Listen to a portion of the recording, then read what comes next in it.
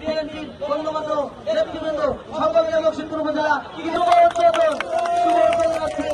আমাদের সেই সেলিম ভাইয়ের হাতে আমাদের অনুষ্ঠান শুরু হলো। ঠিক সেই মুহূর্তে মুর্শিদপুরের ক্রীড়াঙ্গন সেলিম ভাইয়ের নেতৃত্বে জ্বলে উঠেছে। চাই ফাঁকা জায়গায় সেখান থেকে ক্লিয়ার করা হয়েছে। এদেশের 18 কোটি মানুষের হৃদয়ের মণি, বাংলাদেশের স্বপ্ন পূরণের সেই কাঙ্ক্ষিত মানুষ মাননীয় প্রধানমন্ত্রী জনাব তারেক রহমানের পক্ষ থেকে জানাই শুভেচ্ছা এবং অভিনন্দন।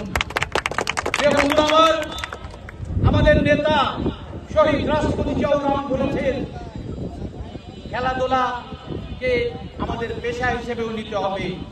খেলাধুলা শুধু শরীর চর্চা নয়, অন্যান্য পেশার মতো আমরা চাই পেশাদার খেলোয়াড় যাতে আমাদের মাধ্যম থেকে আমাদের সমাজ থেকে বেরিয়ে আসে। সেজন্য আমরা আজকে খেলাধুলার উপরে সবচেয়ে বেশি গুরুত্ব দিয়েছেন বর্তমান সরকার, বর্তমান প্রধানমন্ত্রী। এদেশের যুব সমাজকে, এদেশের ছাত্র সমাজকে, এদেশের তরুণ সমাজকে মরণবেদী নেশার হাত থেকে বাঁচার জন্য সবচেয়ে বেশি গুরুত্ব দিয়েছেন আমাদের এই যুব সমাজকে সুস্থ স্বাভাবিক করার লক্ষ্যে। শুধু বিনোদন নয়, এটা একটা পেশা হিসেবেও আমরা একে সমাজে প্রতিষ্ঠিত করতে চাই। আমরা চাই আমাদের সমাজ থেকে ভালো ভালো ফুটবলার, ভালো ভালো ক্রিকেটার, ভালো ভালো অন্যান্য ক্রীড়াবিদ জন্ম নেয়। এই জন্যই আমাদের সরকার বর্তমানে এই খেলাধুলার উপরে বেশি গুরুত্ব দিয়েছেন।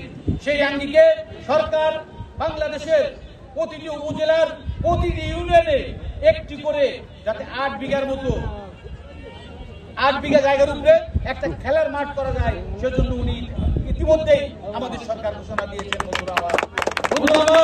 তার ধারাবাহিকতায় একটি সুস্থ বক্সিরপুর, একটি সুন্দর বক্সিরপুর, একটি সমৃদ্ধির বক্সিরপুর গড়ার লক্ষ্যে আজকে আমরা বক্সিরপুর আরাফাত রহমান কোকো সিটিকে ধারণ করে বক্সিরপুর ক্রীড়া পরিষদের উদ্যোগে আজকে একটি চমৎকার আয়োজন।